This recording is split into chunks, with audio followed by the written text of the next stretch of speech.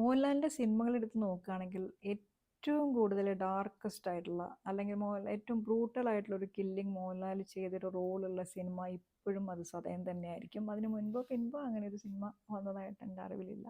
അപ്പോൾ ഈ സിനിമയൊക്കെ കണ്ടിറങ്ങിയ ഒരു ജനറേഷൻ ഇവിടെ ഉണ്ടായിരുന്നു. അവർ വീട്ടിൽ വന്നിട്ട് ഈ സിനിമയിലെ സീനുകളൊന്നും ഇമിറ്റേറ്റ് ചെയ്തിട്ടില്ല.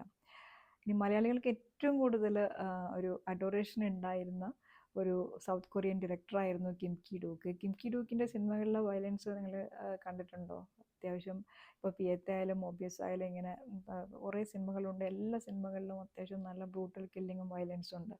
അപ്പോൾ എല്ലാ വർഷവും IFKയിൽ കിം കി ഡൂക്കിൻ്റെ സിനിമകൾ ഉണ്ടായിരുന്നു. അപ്പോൾ അത് കണ്ടിറങ്ങിയ ആളുകളൊക്കെ കിം കി ഡൂക്കിനെ കണ്ട് സംസാരിക്കുകയും അദ്ദേഹത്തിൻ്റെ കൂടെ ചായ കുടിക്കാൻ പോവുകയോ അല്ലെങ്കിൽ അതിനെക്കുറിച്ച് എഴുതുകയോ ഒക്കെയാണ് ചെയ്തിരുന്നത്.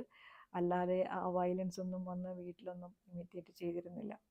അപ്പോൾ ഇപ്പോൾ നമ്മൾ ഇപ്പോൾ പറഞ്ഞു വന്നത് മനസ്സിലായിട്ടുണ്ടാവുമല്ലോ. മലയാള സിനിമയിൽ ഇപ്പോൾ ഏറ്റവും കൂടുതൽ നടക്കുന്ന ഒരു വിവാദമാണ് മലയാള സിനിമയിൽ വയലൻസിൻ്റെ അതിപ്രസരമാണ് ഇപ്പോഴത്തെ യങ്സ്റ്റേഴ്സിനെ കൊണ്ട് വളരെ ബ്രൂട്ടലായിട്ടുള്ള കില്ലിങ്സ് നടത്തിക്കുന്നത് എന്നുള്ളതാണ്. ഇപ്പോൾ ഏറ്റവും ലേറ്റസ്റ്റ് ആയിട്ട് ഈ വെഞ്ഞാറമൂട് നടന്ന അത്രയും ബ്രൂട്ടലായിട്ടുള്ള സ്വന്തം ഫാമിലി മെമ്പേഴ്സിനെയൊക്കെ കില്ല് ചെയ്യുന്നതിന് സിനിമകളൊക്കെ ഇൻസ്പിറേഷനാണ് എന്നൊക്കെ പറയുന്നതോട് എനിക്ക് യോജിക്കാൻ പറ്റുന്നില്ല.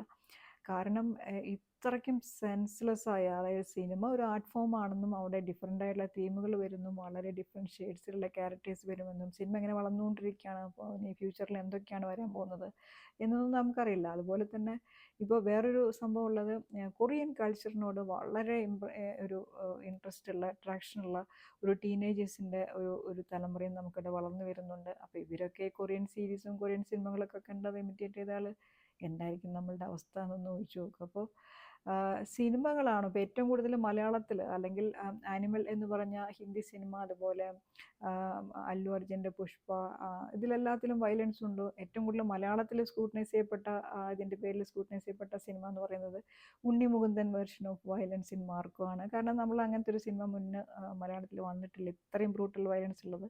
പക്ഷേ ഇതൊക്കെ സിനിമയാണെന്നും സിനിമയുടെ സ്പേസിൽ മാത്രം നിൽക്കേണ്ട ഒരു സംഭവമാണെന്നും മനസ്സിലാക്കാൻ പോലുമുള്ള ഒരു സെൻസിബിലിറ്റി ഇല്ലാത്തൊരു ജനറേഷനാണോ നമുക്കുള്ളതെന്നുള്ളത് വളരെയധികം എന്താ പറയുക, വളരെ അലാമിങ് ആയിട്ടാണ് എനിക്ക് തോന്നുന്നത്.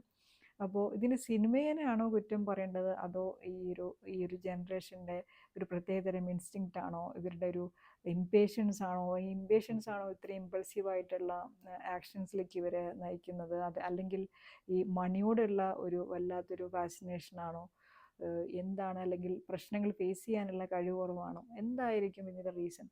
നിങ്ങളുടെ അഭിപ്രായം ഒന്ന് കേൾക്കാനായിട്ട് താല്പര്യമുണ്ട്.